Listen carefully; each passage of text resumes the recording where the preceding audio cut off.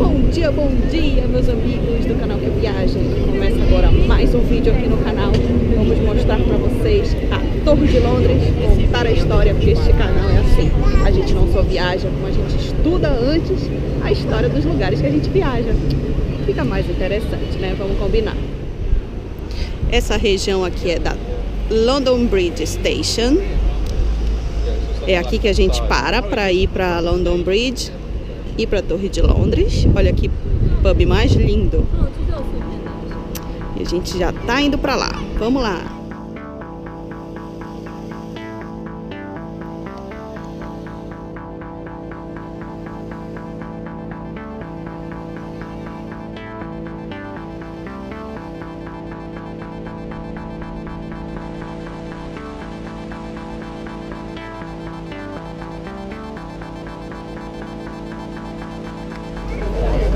E agora a gente vai atravessar a Tower Bridge.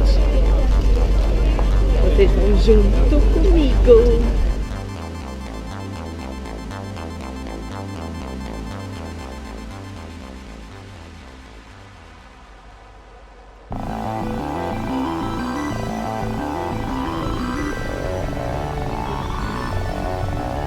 E ali é a Torre de Londres.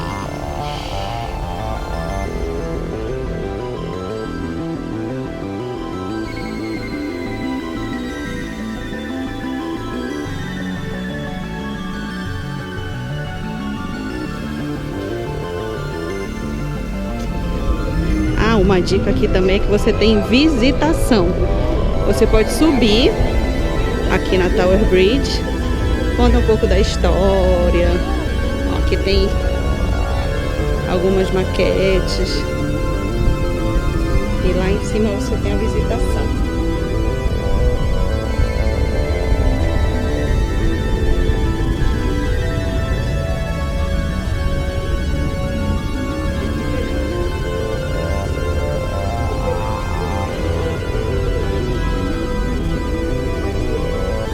É o preço para subir na Tower Bridge.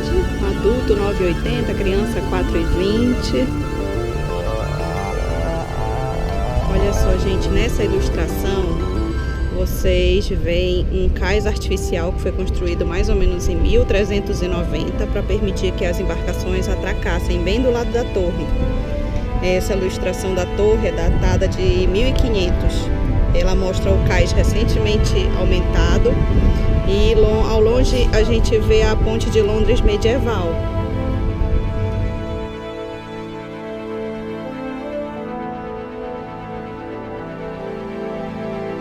Olha só quem está aqui, Henrique VIII. O gabinete de artilharia da Torre de Londres armazenou e exportou equipamentos militares durante séculos. Os trabalhadores fabricavam e ensaiavam as armas da torre. No século XVI, Henrique VIII reorganizou o gabinete de artilharia para reforçar e demonstrar o seu poder militar. Esses dois enormes mosteiros são provavelmente do século XVII. Os guindastes carregavam canhões e mercadorias pesadas para os navios. E olha só quem está aqui, mais uma rainha que eu simplesmente adoro. Ela é filha da Ana Bolena, Elizabeth I. Mais conhecida como Isabel I, que Isabel é o nome de Elizabeth em português. Então, o padre católico John Gerard, que é este aqui, foi encarcerado e torturado aqui na torre por espionagem sobre a ordem da rainha Elizabeth I. Ele escapou ousadamente através deste teto da torre na noite de 4 de outubro de 1597. O padre conseguiu escapar ao usar uma corda para descer da torre. Fugiu para um barco que aguardava mais embaixo, aqui no cais. A entrada da torre foi construída em 1834, quando o Duque de Wellington se tornou o responsável pela torre. Ela foi utilizada para carregar suprimentos militares, desde as lojas até os navios.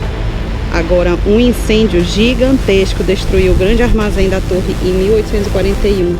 E essa ponte agora que existe, reforçada, consegue suportar o peso de um caminhão de bombeiros moderno. E esse aqui é o Portão dos Traidores. Os célebres prisioneiros da dinastia Tudor, tal como até a Lady Grey, provavelmente entraram por esse portão aqui, aquático. A entrada começou a ser chamada de Portão dos Traidores desde os primórdios do século XVI, XVII. Os prisioneiros eram levados rio acima daqui até o átrio de Westminster para o julgamento. Essa construção aqui da Torre de São Tomás tornou-se numa grande entrada fluvial para aposentos de luxo. As janelas na época tinham travessas de ouro e estátuas pintadas e faziam parte da decoração original aqui da torre. O edifício de Eduardo foi financiado por intermédio de pesadíssimos impostos cobrados dos judeus britânicos em 1290. A intenção era de expulsar, toda a comunidade judaica aqui da época. Alguém tem uma ideia do porquê que as pessoas implicam tanto com os judeus? Eu queria saber, sinceramente, porque é muito povo que quer expulsar os judeus. Alguém tem uma ideia? Escreve aqui para mim nos comentários. Então, gente, esta imensa fortaleza possui defesas muito sólidas, como vocês podem ver, Toda de pedra, e ela foi atacada apenas umas poucas vezes durante a história. Em 1460, o exército de Henrique VI foi bloqueado dentro da torre durante a penosa Guerra das Rosas.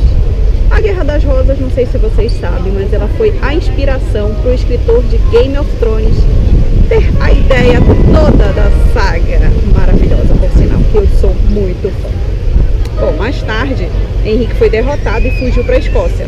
O novo rei, Eduardo IV, acrescentou o portão e a plataforma de armas para defender o cais. Outra coisa interessante é que aqui os guardas reais formam um corpo de guarda-costas há mais de 500 anos. Eles vivem na torre com as suas famílias e no passado os residentes usavam o fosso como um campo de bowling, corte de tênis e parque de recreio. O fosso é também, hoje, o ponto de partida das visitas guiadas aos guardas reais. O que muita gente não sabe também é que aqui dentro tinha um zoológico. Os reis ganhavam animais exóticos de outros países, a diplomacia, E aí os animais não tinham para onde ir, e aí traziam para cá. Bom, gente, daqui dá para vocês verem a Torre Branca, que é aquela bem ali, com os frisos brancos. Esse foi o primeiro prédio construído aqui da Torre de Londres em 1066, por Guilherme o Conquistador.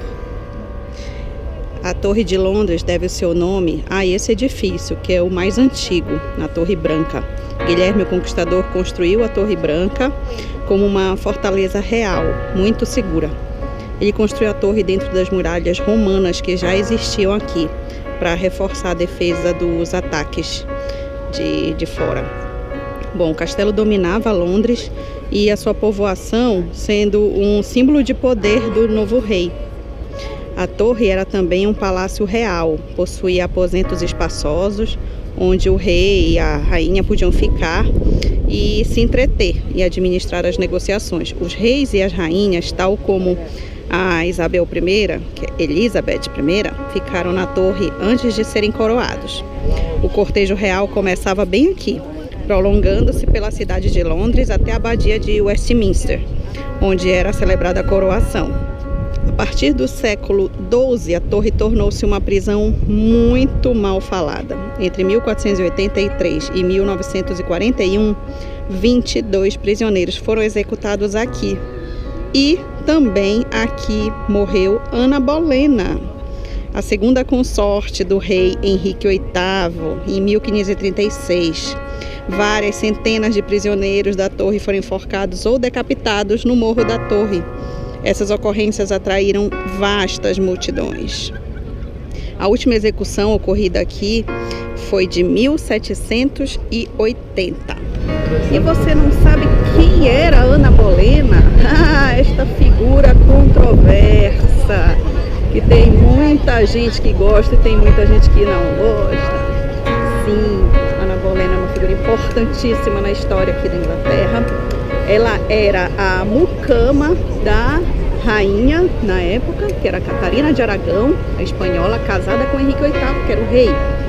Henrique VIII se engraçou com Ana Bolena e simplesmente largou a sua esposa, Catarina de Aragão, e porque queria cancelar seu casamento com ela para poder se casar com a Ana Bolena. Gente, isso foi uma confusão tão grande, mas tão grande, que o Henrique VIII teve que romper com a Igreja Católica para que ele pudesse se casar com a Ana Bolena, porque não existia divórcio nessa época. Casava-se e ficava até o fim da vida. Pois é, mas aí ele rompeu com a Igreja Católica, instituiu o anglicanismo, que é a religião até hoje oficial aqui da Inglaterra. E a Ana Bolena, depois de um tempo de casada, foi acusada de traição do rei, ficou aqui presa e aqui ela foi decapitada. Mas o mais interessante que eu tenho para contar para vocês é que Ana Bolena, vocês sabem, né? Reis sempre querem ter filhos homens para poder a sucessão e tal, aquela história toda. Ana Bolena não conseguiu dar um filho homem a Henrique VIII. Ela deu uma filha mulher. Quem era a filha dela? Quem?